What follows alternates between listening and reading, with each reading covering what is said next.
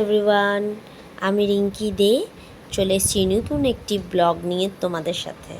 Mutton biryani রান্না করব, তো মাটনটা তার আগে কিভাবে করলাম সেই রেসিপিটাই আজকে প্রথমে তোমাদের সাথে শেয়ার করব। আর হাঁড়িটা কিভাবে সাজালাম বিরিয়ানির সেইটা নেক্সট ভিডিওতে তোমাদেরকে দেব। তো চলো, প্রথমেই একটা বাটির মধ্যে একটু দুধ নিয়ে নেব, তাতে গোলাপ জল, কেওড়া জল, মিঠা আতর আর একটু কেশর দিয়ে ভিজিয়ে রাখবো। একটু কালারের জন্য, সুন্দর একটা কালার দেবে এবং গন্ধটাও খুব ভালো হবে সেই কারণে।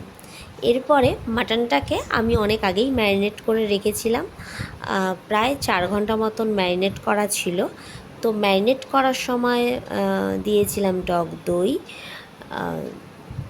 রসুন বাটা, ধনের গুঁড়ো, জিরের গুঁড়ো আর সামান্য পরিমাণ নুন দিয়ে ম্যারিনেট করে রেখে দিয়েছিলাম। এবার কড়াই বসিয়ে নিলাম, কড়াইতে দিয়ে দিয়েছিলাম সাদা তেল আর তাতে দিয়ে দিয়েছিলাম পেঁয়াজগুলো, কুচিয়ে রাখা পেঁয়াজ, তো আর 2 চামচ রসুন, অল্প পরিমাণে নুন দিয়েছিলাম কারণ মাটনের মধ্যে অলরেডি নুন অ্যাড করা রয়েছে। আর এটা একটু ভালো করে ভাজা ভাজা হয়ে গেলে দিয়ে দেবো মাটনগুলো।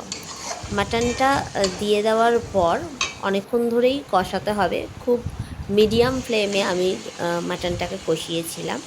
মাটনটা কষাতে হাফ কষানো হয়ে গেলে তার মধ্যে আমি দিয়ে দিয়েছিলাম ওই গোলাপ জল, মিঠা আতর, যেই মিশ্রণটা রেডি করে রেখেছিলাম সেইটা। তো সেই মিশ্রণটা দেওয়ার কারণে কিন্তু খুব সুন্দর একটা গন্ধ বেরোচ্ছিল। আর এখানে দিয়ে দিয়েছিলাম কাঁচা লঙ্কা, কারণ আমি মাটনটা পুরোটাই কাঁচা লঙ্কা দিয়ে করেছিলাম, শুকনো লঙ্কা ব্যবহার আমি করিনি। তবে হ্যাঁ, অল্প একটু কাশ্মীরি লঙ্কা আমি দিয়েছিলাম। এইভাবে মাটনটাকে সুন্দর করে কষিয়ে যখনই তেলটা ছেড়ে যাবে, ব্যাস রেডি